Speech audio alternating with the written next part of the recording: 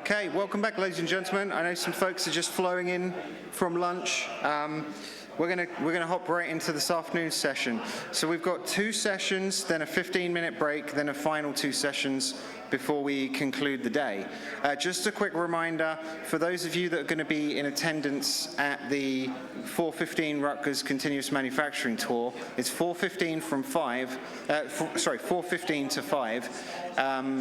Please let us know your make, model, and license plate details of your car so we can just inform Rutgers so they can get you let into the parking lot, I believe.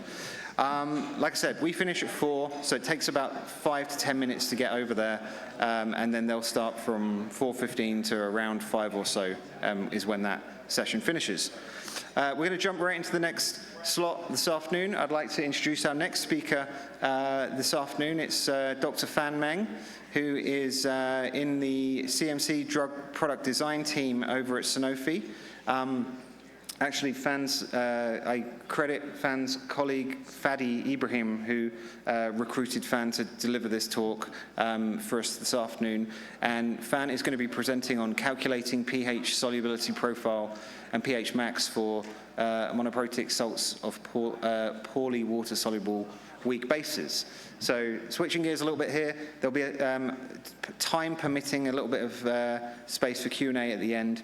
And without further ado, please join me in welcoming Fan as our next speaker this afternoon. Thank you.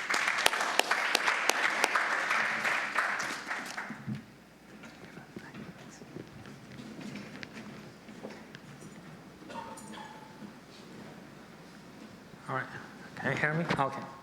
All right, thank you, Simon, for the kind introduction. And also thank you, everyone, for joining my talk today. I hope you enjoyed the lunch, and I think it's great, and I hope you have some refreshment for my talk today. And just very briefly, my name is Fan Meng. I'm at CMC Drug Department Drug Design Group at Sanofi. So today I want to talk about some very interesting topics like pharmaceutical salts and pH solubility profile. Actually, they are my favorite topics, and I also want to focus on the poorly water-soluble weak bases. And I'm interested in those kind of compounds because they are actually the compound that will benefit the most from the salt formation from a bioavailability enhancement perspective. Well, there is another reason that I'm interested in the poorly water-soluble weak base, but I will hold it probably at the end of the presentation, and so just a little bit heads up here. So if you are in the field of CMC, drug development, you probably heard about the concept of pH solubility profile a lot. It is one of the most fundamental properties of a compound for the candidate profiling. So it has a huge impact on the formulation and drug product design, and it also impacts the biopharm modeling and assessment, risk assessment. So if you look at the 2 beautiful figures here on the left corner, well, those are this shows you how does the solubility of your compound in response to the change in the pH.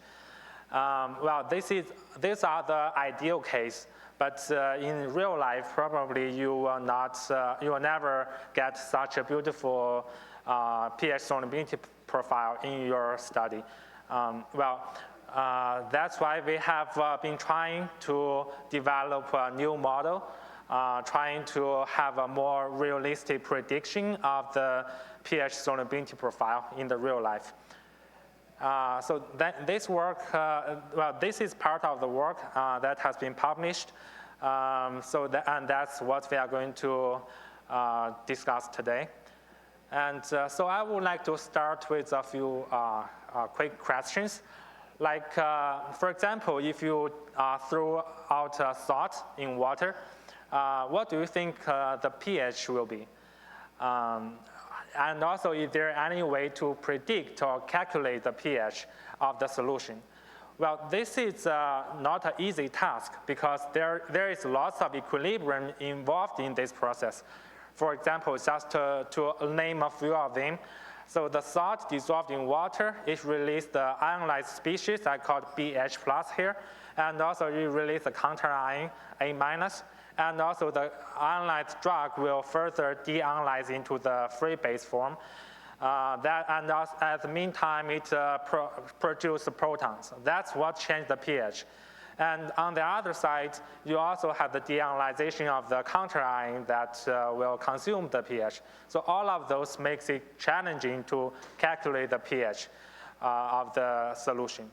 We are going to talk about a little bit in detail later, but then I would like to bring up the second question, so does the initial amount of the salt you added into the water really affect your final pH values, or does it also affect the solubility value you are getting?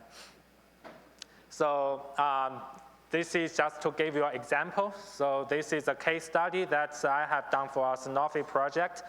So what we are trying to do here is that I'm trying to measure the solubility of the benzoate salt.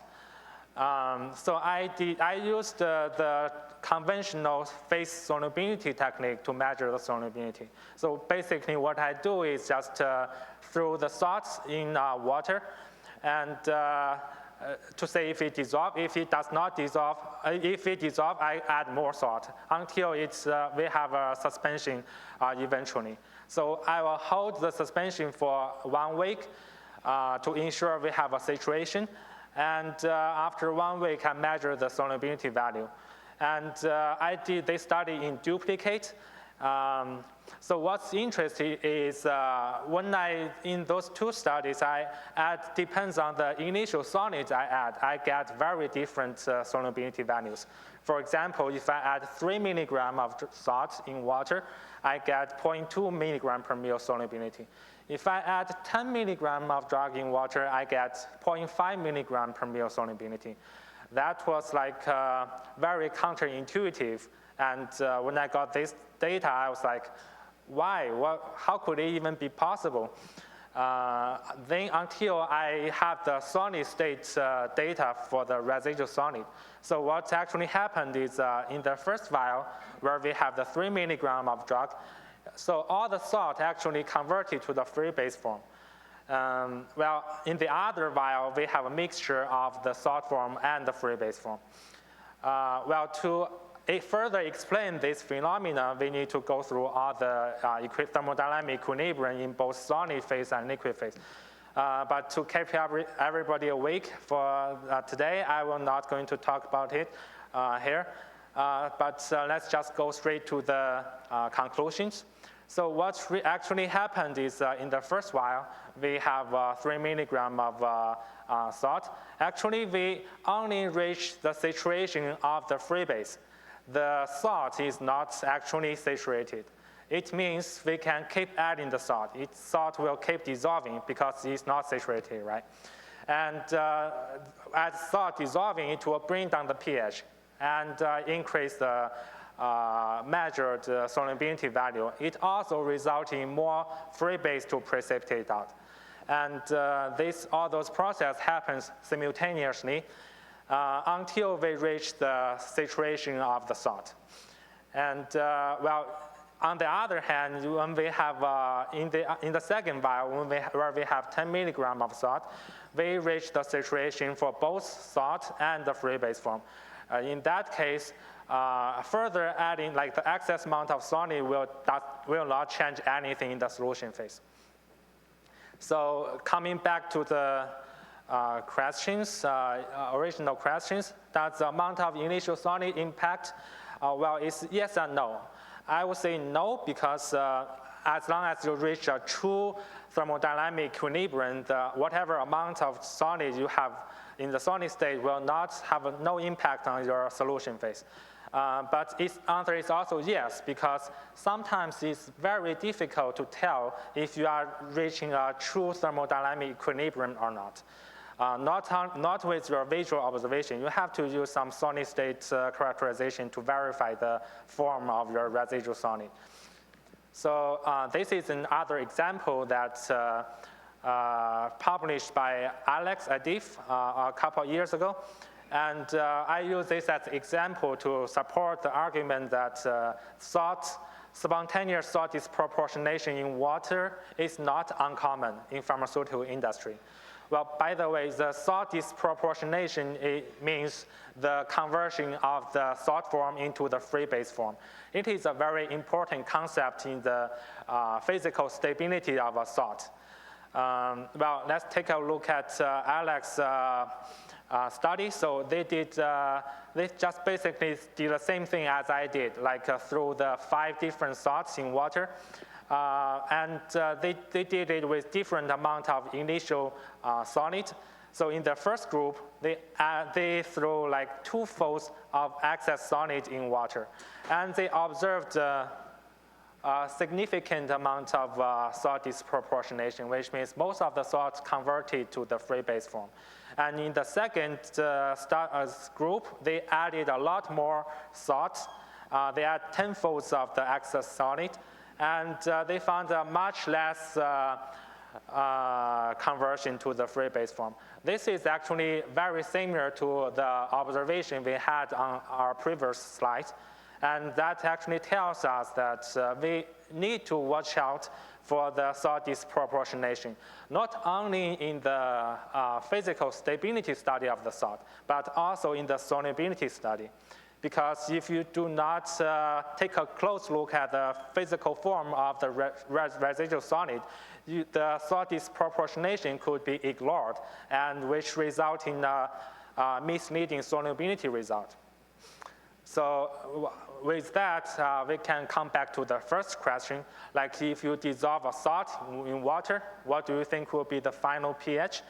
And how does it compare to the pHmax value? So, well, before we go further, I want to take a moment to talk about the concept of pHmax. pHmax is actually a very important parameter for salt. It is a pH where both of your salt form and your free base form are saturated simultaneously in solution. So in this pH solubility figure here, let's say if we have a weak base as an example, if your pH is below pHmax, the drug will exist as a salt form in the solid state. Well, if you have a pH higher than the pHmax, the drug will exist as a free base form in the solid state. And I also want to mention that the concept of pHmax is for the salt. It's not a concept for the free base. Which means you will have different pHmax if the salt is formed with different counterions. Like in the example here, this meconazole, they have lots of different pHmax with at the presence of different counterions. So actually that is the reason that's why we usually do not recommend to do a pH solubility study with different buffer system, because the presence of different buffer species may have an impact on your solubility value and also the pHmax. And so after we going through all of those equilibriums and equations, we actually found out the final pH when the salt is dissolved in water is actually, in many cases, is the same as pHmax. Well, this is actually making sense because your salt will only stop dissolving once it reaches this saturation. And oftentimes, your free base will also reach its saturation before the salt. So in here, we have a saturation of both species, which is exactly the definition of pHmax. So now the question becomes, is there any way that we can predict or calculate pHmax? Well, there is a way, obviously, like back in 1972, people have developed this equation to describe pHmax. So what they did is they actually defined pHmax as the intersect of the two curves in the pH solubility profile here. And they calculate the pHmax by solving these two equations. The only problem is it was a great work. The only issue is the term BH+, which means the solubility of your ionized species, is very difficult to determine. So it's kind of not very practical to apply this equation. And then back in 2010, people have trying to make some assumptions to get a rough estimation of the BH+, which is the solubility of the ionized species. And they came up with a new equation, this one. So here they basically replaced the BH+ with the square root of KSP. So this new equation is now a golden standard for the pHmax measurement nowadays. However, this equation does not account for the salt disproportionation we discussed earlier. So actually, we found out at the presence of spontaneously salt disproportionation, this equation will no longer apply. It will give you some error in the pHmax value. And as shown in the example here, this is the example I found in the literature. So the figure is a pH solubility profile of compound B and its hydrochloride acid. So the intersect between the two dashed line here is the pHmax that is calculated by the conventional equation. And the intersect of the two solid curve are the actually experimentally measured pHmax. Well, the calculated pH is have a value of around 0.5, and the experimentally measured pHmax is about 1.6. So we can clearly see there is some disconnect here. And this disconnect is because of the disproportionation of the salt that happens in your pH, in your solubility measurement. So to address this issue, we have derived some equations trying to take into account of salt disproportionation in the pH solubility study. And those are some examples of the equation we have developed. For example, we develop a new pH solubility, new equation for the pH solubility profile, and also the pHmax and the solubility at pHmax. So all those equations are derived under the assumption that there is no external counterion present in the system.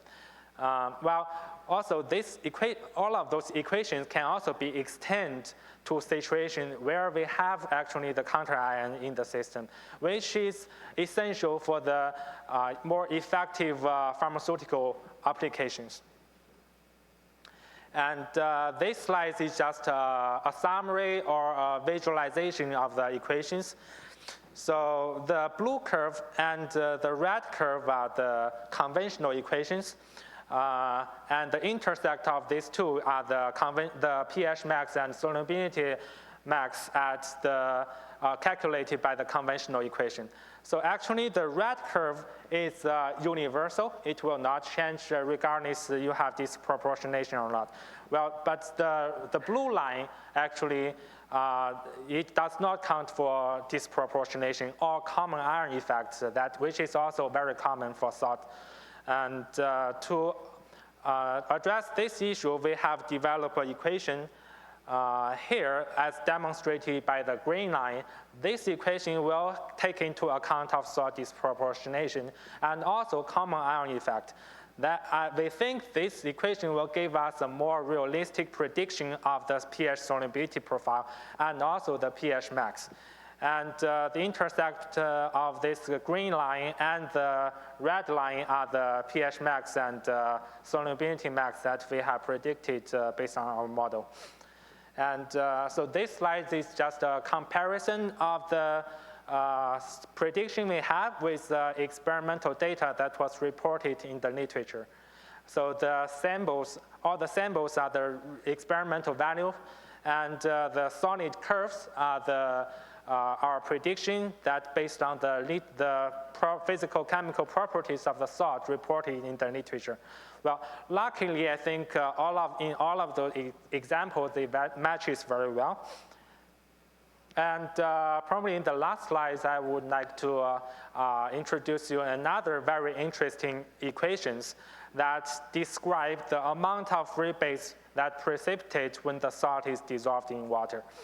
So this is actually, I would think this is a very important equation because it gives you a sense of how the salt is physically stable. For example, you can actually tell the extent of disproportionation for your salt just based on the physical chemical properties like KSP, pKa, and intrinsic solubility values.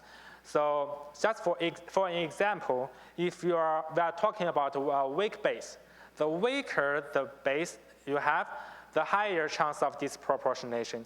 And also the solubility, intrinsic solubility matters. The lower solubility of your free base also result in a higher extent of disproportionation. Well, that's, if you recall that in the beginning we have talked about, we are especially interested in the poorly water-soluble weak base. That is the reason because those kind of compounds are more vulnerable to disproportionation in water, and which makes them more interesting for this project. And there are also some other factors that will contribute to the salt disproportionation. For example, the pKa of your counter-ion. If your counter-ion is a weaker acid, which means you will have a higher chance of disproportionation. And also the solubility of your salt also matters. Oftentimes, a salt with a higher solubility will result in a higher chance of disproportionation. So this is just a summary of this study. I will not go into read through all of them, but just give you a brief summary. Like we already have an understanding of what will the salt behave in water. Our next step will be to look at how does the salt behave in solid state. Actually, these two scenarios are, I would say, similar because let's say if you have a salt in the solid state, for example, like in the stability study, it will absorb moisture from the environment and it will form a drug-saturated water layer on the surface of your particle. That is actually mimic the saturation of your salts in the water. And however, we also understand there are many other more factors that are affecting the solid state. For example, you have different relative humidity in your environment. Your compound may have different hygroscopicity, and also the particle size will also matter. But all of them making it more challenging to predict the physical stability of your salt at solid state. But we are looking forward to filling the gaps. And that will be the end of my presentation. And thank you all for your attention. And I would like to happy to address any question. And if you have more, we can follow up offline. Yeah, thank you so much.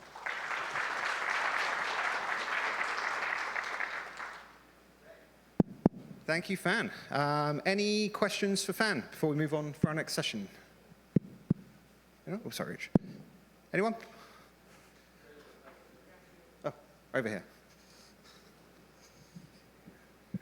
Hey, thanks a lot. Really great presentation. I just have a question regarding what would you recommend then, like based on your findings, like how to perform these type of pH solubility studies? You mentioned like it's better to use like a single buffer system, right? But then it's very hard to find a buffer that covers from 1 to 10 that's true. above.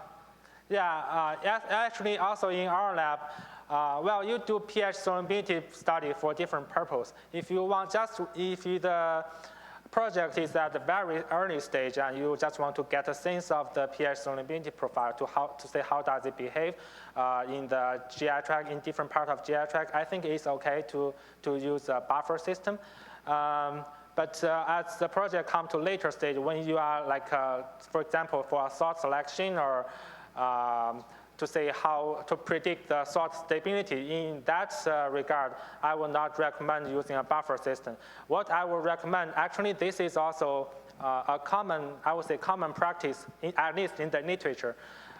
They stay with one acid. For example, if you are looking at a mesylate salt or a hydrochloride salt, you just keep using the acid of your counterion to bring down the pH. Let's say if you dissolve your drug in water, right, and you add a little bit of your acid to bring down the pH, and once it equilibrates, you take a reading and add a little bit more of the acid, and that will give you a consistent measurement of your, like at least consistent pH solubility profile. That will have less surprise. Yeah, thank you for the question. Thank you. Any additional questions for Fan? Yes.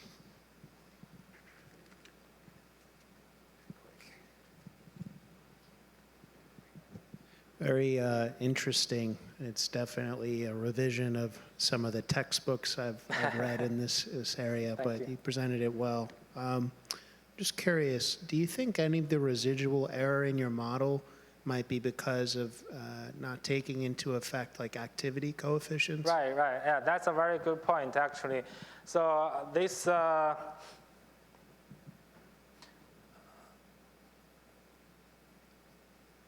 okay. Yeah, so this equation are also based on the assumption that we assume the activity coefficient is unity. Actually, in the real life, they are not. And as you increase your ionic strength of the system, you will have a much higher effect of your activity coefficient. I agree with you that this model was for sure not perfect, and we are trying to improve it to account for the change in the activity coefficient. Well, unfortunately, there is not a perfect model to account for the activity coefficient for now, but that is one area we want to improve on. And I'm pretty sure they will impact the result. But based on the data we handled, I would say it's decent. It's not that different, which means at this concentration level or ionic strength, we do not have that much impact of the activity coefficient. Yeah, thanks. All right, thank you.